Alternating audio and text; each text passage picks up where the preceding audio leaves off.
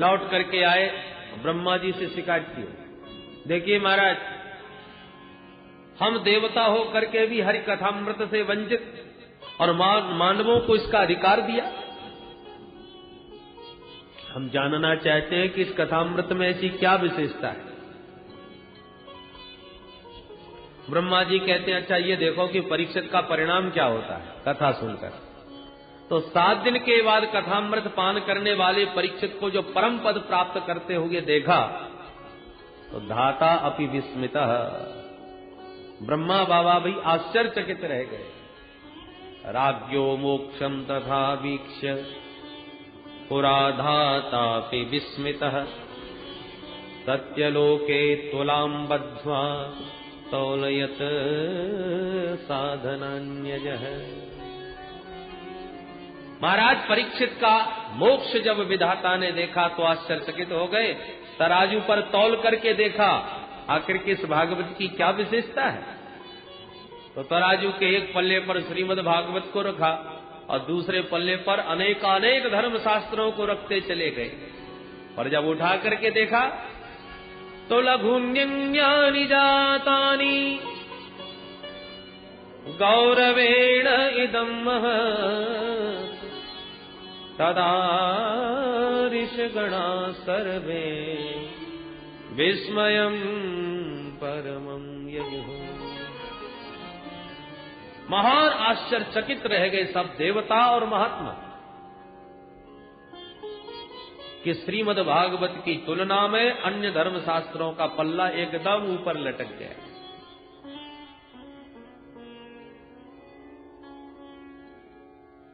महात्माओं ने घोषणा कर दी, मैंने रे भगवत रूपम शास्त्रम भागवतम कलौ। कलिकाल में साक्षात श्री कृष्ण ही कलयुग के कलुषित प्राणियों का कल्याण करने के लिए श्रीमद् भागवत की शब्द संहिता में आकर के विराजमान हो गए।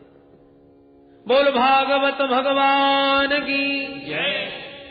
इसलिए भागवत के प्रत्येक शब्द शब्द में, अक्षर अक्षर में गोविंद की श्यामलता समाई हुई है। ये भगवान का वांगमय विग्रह है साक्षात। महाराज ये 7 दिन में सुनने की परंपरा कैसे प्रारंभ हो गई? सूत जी कहते हैं कि ये सबसे पहले सनक सनंदन सनातन सनत कुमार इन चारों ऋषियों ने देवर्षि नारद को सुना करके ये सप्ताह की परंपरा प्रारंभ करी।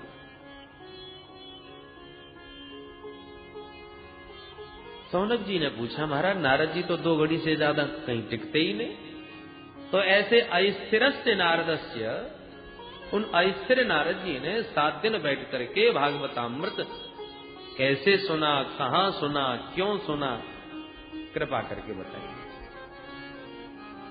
सूत जी कहते हैं, सुनिए सौनकादि ऋषियों, एकदा हि विशालायां चत्वार ऋषयो मला सत्संगार्थं समायाता दद्रसोस्तत्र नारदम् दद्रसोस्तत्र नारदम्। एक समय की बात, विशालापुरी में, विशालापुरी नाम बद्री नारायण धाम, बद्री विशाल में श्री सनक सनंदन सनातन सनत कुमार चारों भैया विचरण कर रहे थे। क्यों? बोले सत्संगार्थम, सत्संग की इच्छा से। ध्यान भजन पूजन ये तो सब एकांत में हो सकता है, पर सत्संग का एकांत में थोड़ी आनंद आता है। तो चारों भैया भ्रमण कर रहे थे कि अचानक नारद जी को देखा, प्रसन्न हो गए। संत को कोई जब ऐसा संत मिलता है जो भगवत रसिक हो तो बड़े प्रसन्न हो जाते हैं कि आज कुछ भगवत चर्चा होगी। और सनकादियों का तो जीवन ही भगवान की कथा है, कथा मात्रई का जीवन। प्रसन्न हो गए। पर जैसी नारद जी के निकट आए तो बड़ा आश्चर्य हुआ, क्योंकि नारद जी का मुख बहुत चिंतित नजर आया। सनकादिक आश्चर्यचकित हो गए। जो समाज की समस्याओं को दूर कर दे, संसार की चिंता जिनके चिंतन मात्र से दूर हो जाए, ऐसे परम संत श्री नारद जी आज चिंता तो बड़ा आश्चर्य।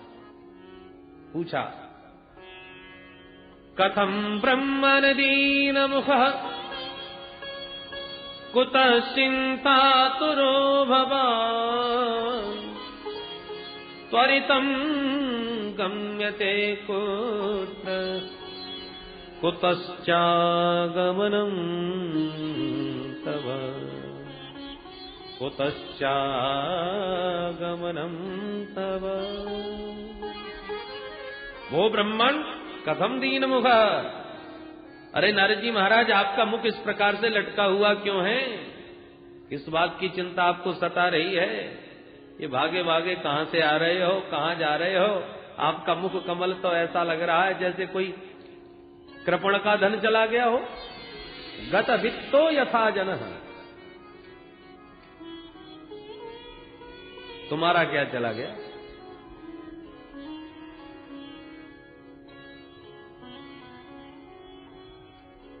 क्योंकि जो धन चुरा लिया जाए, महापुरुष ऐसे धन को अपना समझते ही नहीं। और संतों का जो अपना धन है, उसे संसार में कोई चुराने वाला नहीं। और महात्माओं का धन क्या है?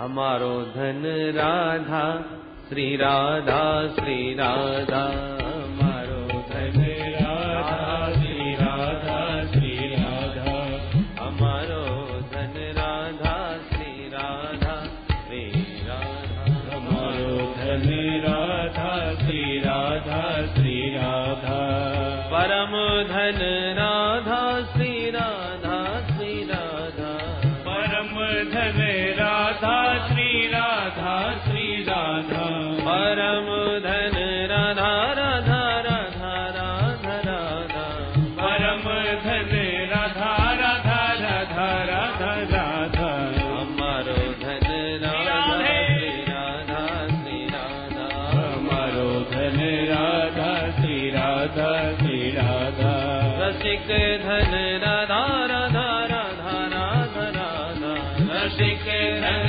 राधा राधा राधा राधा राधा, रसिक धन राधा राधा राधा राधा राधा, रसिक धन राधा राधा राधा राधा राधे, राधा श्री राधा श्री राधा, हमारो धन राधा श्री राधा श्री राधा, प्राण धन राधा श्री राधा श्री राधा, प्राण धन राधा श्री राधा श्री राधा, हमारो धन राधा राधा राधा राधा राधा, हमारो धन राधा राधा राधा राधा राधा, जीवन धन राधा राधा राधा राधा राधा, जीवन धन राधा राधा राधा राधा राधे, हमारो धन राधा श्री राधा श्री राधा, हमारो धन राधा श्री राधा श्री राधा, परम धन राधा श्री राधा श्री राधा, परम धन राधा श्री राधा श्री राधा, बरसाने वाली राधा राधा राधा राधा राधा, बरसाने वाली राधा राधा राधा राधा राधा, बरसाने वाली राधा राधा राधा राधा राधा, बरसाने वाली राधा राधा राधा राधा राधा, रसभान दुलारी राधा श्री राधा श्री राधा, दुलारी राधा श्री राधा श्री राधा, रसभान दुलारी राधा श्री राधा श्री राधा, रसभान दुलारी राधा श्री राधा श्री राधा, मोहन की प्यारी राधा राधा राधा राधा राधा, मोहन की प्यारी राधा राधा राधा राधा राधा, मोहन की प्यारी राधा राधा राधा की प्यारी राधा राधा राधा राधा राधा। हमारो धन राधा श्री राधा श्री राधा, हमारो धन राधा श्री राधा श्री राधा राधा श्री राधा श्री राधा श्री राधा श्री राधा राधा श्री राधा श्री राधा श्री राधा श्री राधा। बोल राधा रानी की जय बरसाने वाली की जय मोहन प्यारे की जय जय जय श्री राधे। तो संतों का तो एक ही परम धन है प्रभु का नाम, जिसको संसार में कोई चुराने वाला नहीं, जिसके कोई किसी प्रकार की चिंता करने की आवश्यकता नहीं। तो फिर नारद जी तुम्हारा क्या चला गया जो इस प्रकार से मुंह लटकाए घूम रहे हो? गत वित्तो यथा जन, अरे तुम तो ऐसे बीतराग महात्मा हो, इतने मुक्त संग हो कि दुनिया में अपने लिए एक झोंपड़ी तक नहीं बनाई कहीं, क्योंकि 2-2.5 घड़ी से ज्यादा कहीं टिकते नहीं, तो अब झोंपड़ी भी बना के क्या करेंगे? तो रमते राम होकर के भी इस प्रकार मुंह लटकाए घूम रहे हो। संसारियों को जब समस्याएं सताती हैं तो संतों की शरण में आते हैं शांति पाने के लिए, और संत ही यदि इस प्रकार से चिंता में मुंह लटकाई दिखेंगे तो संसारियों पर क्या बीतेगी, ये सोचिए महाराज। नोचितम बद कारणम, आप जैसे विरक्त संत को इस प्रकार चिंता करना बिल्कुल उचित नहीं। हमें बात बताइए, कारण बताइए। तब नारद जी ने चारों अपने अग्रजों को, अपने बड़े भाइयों को प्रणाम करते हुए अपनी समस्या सामने रखी। तो भैया सुनिए, मैं अपनी समस्या आपको सुनाऊं। मैं इस संसार में घूम रहा था सत्संग की इच्छा से कि भगवत रसिकों के बीच बैठ के कुछ भगवत चर्चा करूं, सुनूं। और इस संसार में मैं सर्वत्र घूमा महाराज, इस मृत्युलोक के अलावा तो कहीं सत्संग का आनंद मिलता नहीं। स्वर्गे सत्ये च कैलासे वैकुंठे नास्तयम रसः, कहीं भी ये रस नहीं है। इसलिए इस धरातल पर मैं सर्वत्र घूमा और मैंने सारे तीर्थों में परिभ्रमण कर लिया, पर कहीं मुझे सत्संग का आनंद नहीं मिला। कोई तीर्थ नहीं छोड़ा महाराज। पुष्करम च प्रयागम च काशीम गोदावरीम तथा हरिक्षेत्रम कुरुक्षेत्रम श्रीरंगम सेतु बंधनम एवमादिषु तीर्थेषु भ्रममाण इतस्ततः। जब समस्त भूमंडल के तीर्थों में कहीं भी मेरे चित्त को शांति नहीं मिली, सत्संग का आनंद नहीं मिला, तो मैंने सोचा चलो अब संतों के पास चला जाए, संभवतः संतों के यहां शांति मिले। पर मैंने क्या देखा, पाखंड निरता संत, संत भी पाखंड परायण होते चले जा रहे हैं। पापस्य खंड पाखंड, पाप का ही जो खंड हो उसका नाम पाखंड। उनकी परिभाषाएं बदल गई हैं। ये बंगला किसका है? जवाब मिलता है त्यागी जी महाराज का। और ये बच्चे किसके हैं? जवाब मिलता है ब्रह्मचारी जी महाराज के। और इतना शोर कहां सुनाई पड़ रहा है, ये हल्ला? जवाब मिलता है मौनी बाबा के आश्रम में। बड़ी विचित्र स्थिति। तपसी धनवंत दरिद्र कही, कल कौतुक तात न जात कही। पहले संत महात्मा जितना विरक्त होता था वो उतना ही महान माना जाता था। आज जितना वैभव संपन्न होता है वो उतना ही श्रेष्ठ माना जाता है। ये सब देख देख करके मेरा चित्त और भी अशांत हो गया। मैंने तो सोचा आया था शांति के लिए, यहां तक क्रांति और मच गई, चित्त में खलबली मच गई। मैंने सोचा चलो छोड़ो, गृहस्थों को ही देख लेते हैं। पर गृहस्थों के यहां भी विडंबना। क्या? तरुणी प्रभुता गे श्याल को बुद्धिदायक, कन्या विक्रयणो लोभात दंपतीनां च कल्पनम। मैंने देखा गृहस्थों के यहां की माता पिता की सेवा कब तक? जब तक माता पिताजन तिजोरी की चाबी नहीं सौंपी तब तक। और जहां सर्वाधिकार प्राप्त हुए सोई देवी जी का चलावा चला। तरुणी प्रभुता गे। फिर माता पिता की खटिया या तो खेत में या किसी तीर्थ स्थान में डाल। बोलो जय श्री कृष्ण। और कदाचित माता पिता घर में जबरदस्ती बैठे भी हों तो उनसे किसी भी प्रकार की कोई चर्चा नहीं की जाती। वार्ताम पृच्छति कोपि नगे। कोई बड़ा भारी कार्य किया जा रहा है तो किससे परामर्श लिया जाए? तो ससुराल से साले साहब को बुलवाया जाता है। वो जो कहेंगे वही माना जाएगा। श्यालको बुद्धिदायक, वो सलाहकार।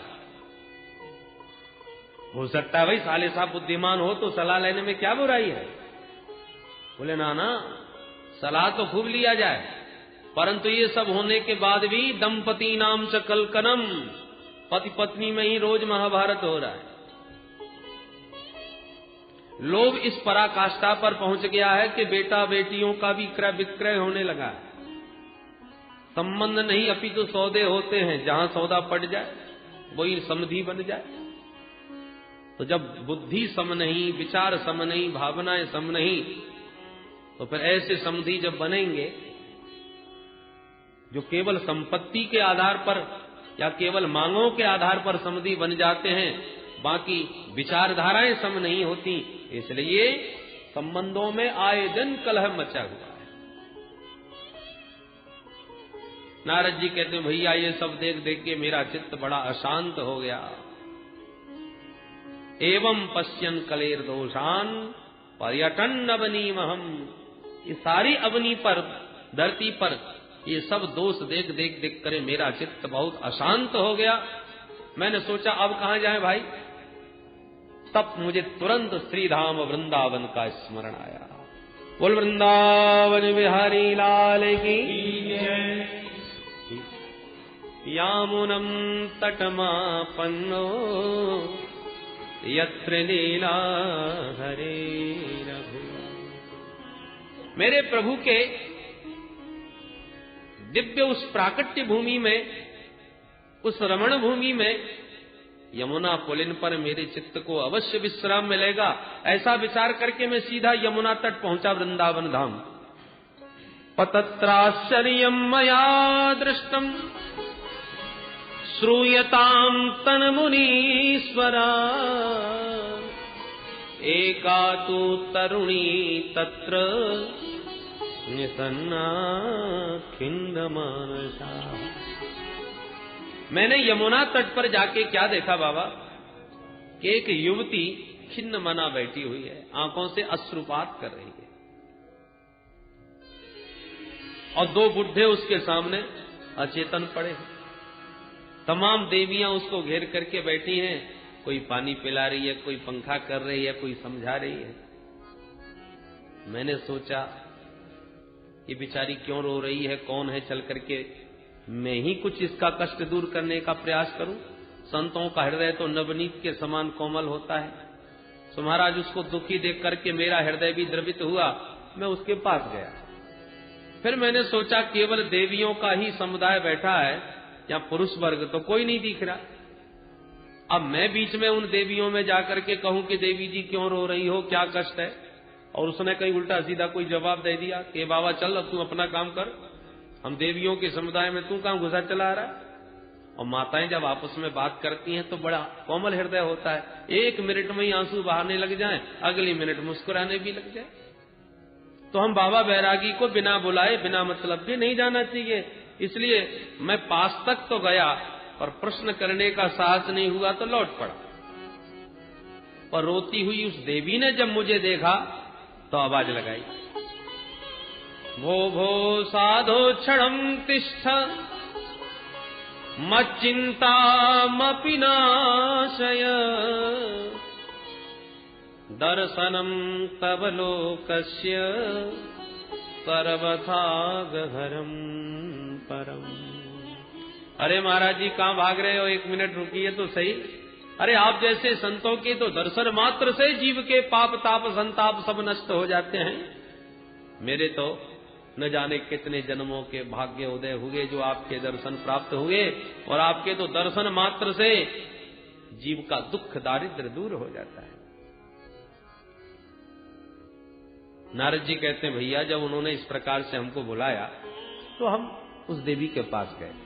हमने पूछा, काशित्वम, देवी जी आप कौन हैं? और काविमऊ, ये दोनों बुढ़े जो पड़े हैं ये दोनों कौन हैं, क्या लगते हैं तुम्हारे? और का इमाहा, ये जो देवियां आपको घेर के खड़ी हैं ये सब कौन है और तुम रोती क्यों हो?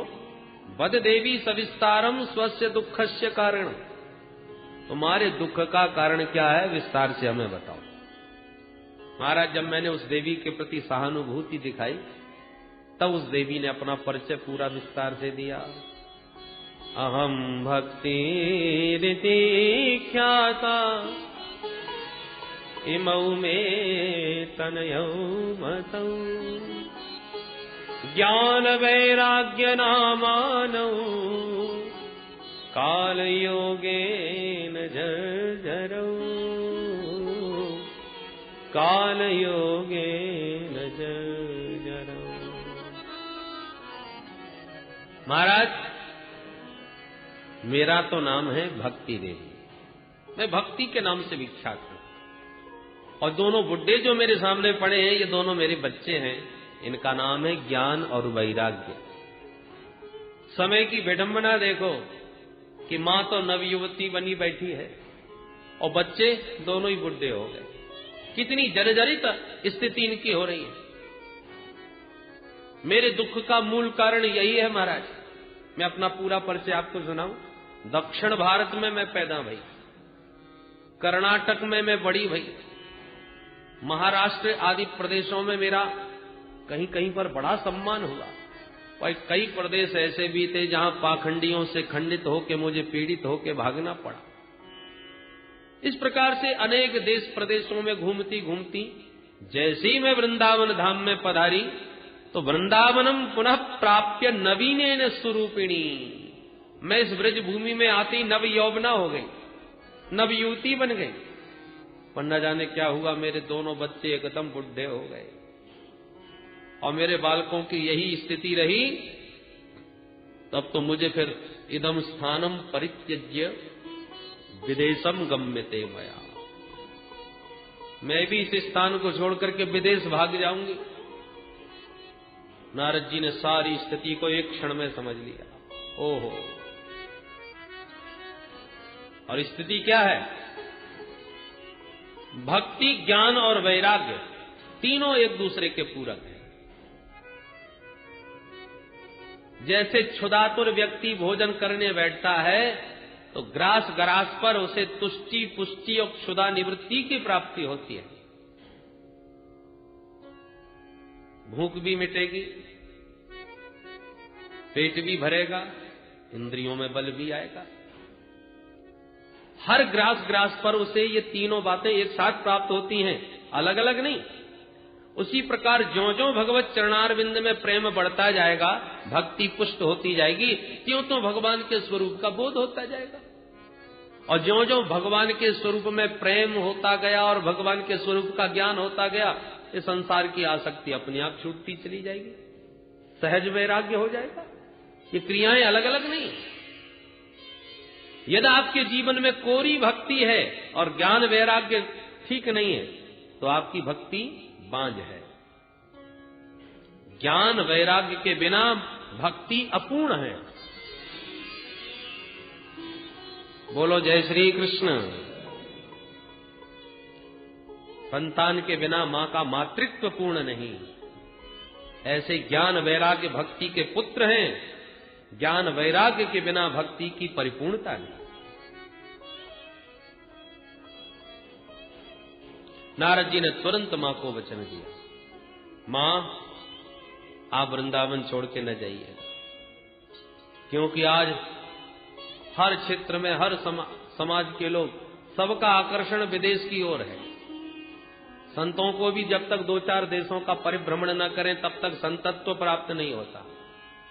हम भारतवासियों की दृष्टि ही कुछ ऐसी बन गई है, चाहे वो कथावाचक हो चाहे कोई महात्मा हो, जब देश विदेशों में प्रामाणिक रूप से उसका प्रचार प्रसार हो जाता है, तब भारतीयों की दृष्टि उस पर जाती है। भक्ति मैया ने भी जब यही बात कही, इदम स्थानम परित्यज्य विदेशम गम्यते मया, नारद जी ने कहा माता जी ऐसा आप न कीजिएगा। देखिए सत्यों को द्वापर त्रेता में तो बड़े आनंद से आप रही, पर अब घोर कलिकाल आ गया है। तेन लुप्तः सदाचारो योग मार्गस्तपांसी च, इस कलयुग में सब सदाचार लुप्त होता चला जाता है। बुद्धिमान वही है जो धैर्य पूर्वक अपने नियम का पालन करता रहे, क्योंकि अभी तो फिर भी बहुत कुछ मंगल दिखाई पड़ रहा है, पर वर्षे वर्षे क्रमाज्ञाता मंगलम नापि दृश्यते। समय ज्यों ज्यों बढ़ता जाएगा ये शुभ कर्म भी अब दिखाई नहीं पड़ेंगे जो थोड़े बहुत दिख रहे हैं। पर इस घोर कलिकाल में भी आप श्रीधाम वृंदावन की भूमि में इस प्रकार से नवयुवती बन के नाच रही हो, मैं तो कहता हूं धन्य है ये ब्रजधाम, जहां इस कलिकाल में भी आपका इतना सम्मान है। वृंदावनस्य संयोगात् पुनस्त्वं तरुणी नवा, धन्यं वृंदावनं तेन भक्तिर्नृत्यति यत्र च। ब्रजभूमि ब्रज वसुंधरा धन्य है, जहां पर इस कलिकाल में भी भक्ति का इस प्रकार से आदर किया जा रहा है। आप नाच रही हैं। भक्ति मैया ने पूछा बाबा ये बात बताओ, ये कलयुग यदि इतना दुष्ट है तो परीक्षित ने इसको दंड क्यों नहीं दिया? तो परीक्षित ने कदाचित दंड न भी दिया तो भगवान इसकी उद्दंडता को सह क्यों रहे? भगवान को तो दंड देना चाहिए। नारद जी बोले मां यदि आप पूछ रही हो तो ध्यान से सुनिए। गोविंद जब अपनी लीला संवरण करके परम धाम गए, उसी दिन से उसी क्षण से कलयुग ने पैर जमाना प्रारंभ किया। और महाराज परीक्षित जब इसे मारने के लिए उद्यत हुए तो दीनवत शरणंगतः, दीनहीन होके उनकी शरण में चला आया। और महाराज परीक्षित तो परम वैष्णव थे, सारंग इव सारभुक, वो तो सारग्राही थे। और कलयुग में लाखों दोष होने के साथ साथ एक गुण बहुत बढ़िया दिखाई पड़ गया, इसलिए महाराज परीक्षित ने इसे छोड़ दिया। क्या गुण था महाराज इसमें? यत् फलम नास्ति तपसा न योगेन समाधिना, तत्फलम लभते सम्यक् कलौ केशव कीर्तना। अन्य युगों में जो घोर तपस्या करने से फल प्राप्त होता था, बहुत बड़े बड़े यज्ञ करने से, तपस्या करने से जो फल मिलता था, वही फल कलिकाल में केवल हरिनाम संकीर्तन मात्र से जीव को प्राप्त हो जाएगा। यही इसका विशिष्ट गुण महाराज परीक्षित को पसंद आ गया और इसलिए इसको स्थान दे दिया अपने राज्य में। पर जैसे ऊसर भूमि में बढ़िया से बढ़िया बीज भी बेकार ही सिद्ध होता है, उसी प्रकार इस कलयुग के कलुषित वातावरण में इतने दुर्गुण कि भगवान नाम संकीर्तन का जो दिव्य गुण था वह भी लुप्त प्राय हो गया।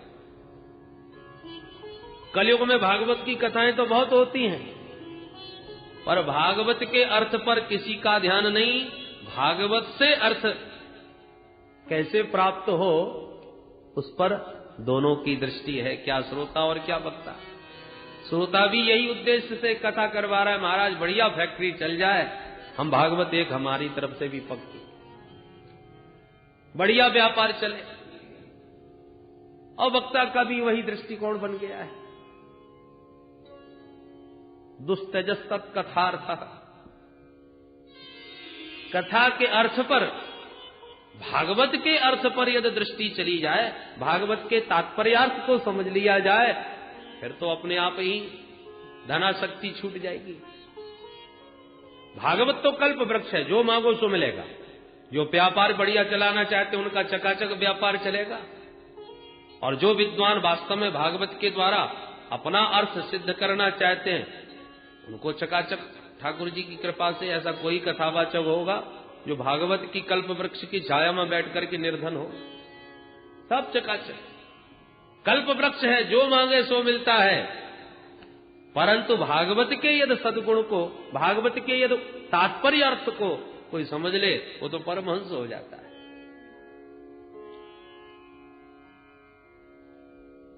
सुखदेव जैसे निष्काम परमहंसों का ये परम धन है।